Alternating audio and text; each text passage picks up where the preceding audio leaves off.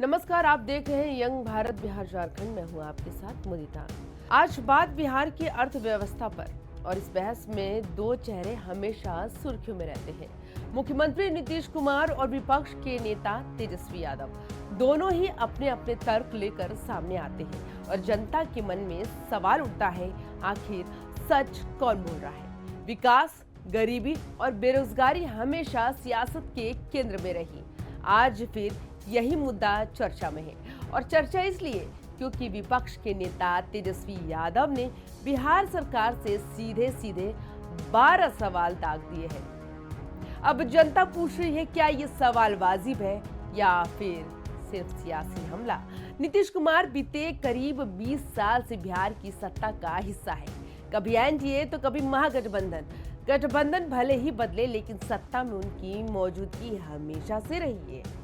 उनका दावा है कि उन्होंने बिहार को अंधेरे से निकालकर रोशनी में खड़ा किया, सड़क, बिजली, शिक्षा और कानून व्यवस्था में सुधार लाया है, गुंडा राज से सुशासन तक का सफर तय किया है। तो यही सरकार का कहना है। लेकिन अब सवाल है कि इतने लंबे वक्त के बाद भी बिहार की प्रति व्यक्ति आय सबसे नीचे क्यों है।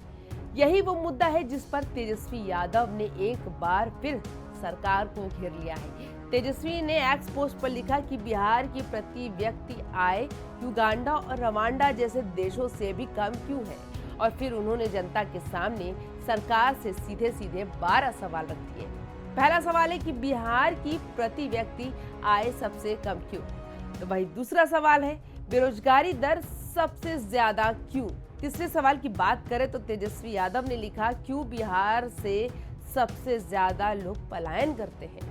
चौथे सवाल की बात करें, उद्योग क्यों नहीं होता। पांचवा सवाल, आईटी सेक्टर और स्टार्टअप कल्चर क्यों नहीं पनपता।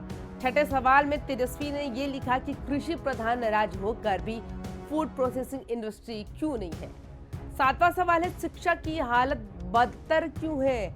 आठवां सवाल, सरकारी अस्पताल में सुविधाएं क्यों नहीं। नौवें सवाल की बात करें जो युवाओं से जुड़ी हुई, जहां तेजस्वी यादव ने लिखा कि युवाओं को रोजगार देने में सरकार फेल क्यों है।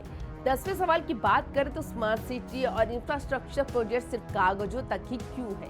11वां सवाल, गरीब राज्य होकर भी भ्रष्टाचार सबसे ज्यादा क्यों।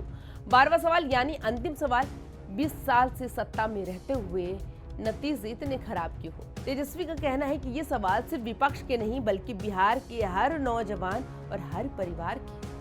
वैसे ये पहली बार नहीं है जब तेजस्वी ने ऐसा हमला बोला हो।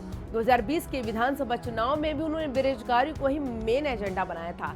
तब उनका नारा था, पहली कैबिनेट में 10 लाख नौकरियां। 2022 में महागठबंधन सरकार बनने के बाद उन्होंने बार बार नीतीश से यही सवाल किए कि बिहार में निवेशक क्यों नहीं आते। और अब जब वो विपक्ष में है तो फिर वही मुद्दा, बेरोजगारी, पलायन और गरीबी। यानी साफ है, तेजस्वी लगातार इस एजेंडे को उठाते रहे। उनका तंज साफ है कि आपने बिहार को सिर्फ पीठ बनाया, रन तो कभी बनाया ही नहीं। ऐसा तेजस्वी कहते हुए नजर आते हैं। लेकिन नीतीश सरकार का भी तर्क है कि सड़क, शिक्षा, स्वास्थ्य और बिजली में सुधार कर माहौल बनाने की हमने कोशिश की है। लेकिन ये भी सच है कि अभी लंबा रास्ता बाकी है।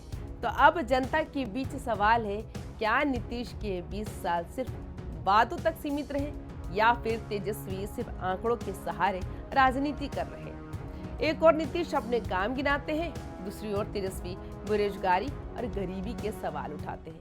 लेकिन जनता को तो चाहिए जवाब। अब देखना यह है कि बिहार की राजनीति में ये सवाल चुनावी मुद्दा बनते हैं या फिर हमेशा की तरह सवाल ही रह जाएंगे। यानी बहस सिर्फ आंकड़ों की नहीं, जनता के भरोसे की भी है। तो सवाल अब आपसे, क्या बिहार की प्रति व्यक्ति आय का ये मुद्दा सिर्फ राजनीति है या फिर असली विकास की घंटी बजने का समय आ गया है। तो आपका क्या कहना है हमारे इस वीडियो पर, आप हमें कमेंट्स करके जरूर बताइए। यंग भारत बिहार झारखंड को सब्सक्राइब करना बिल्कुल भी ना भूलें। नमस्कार।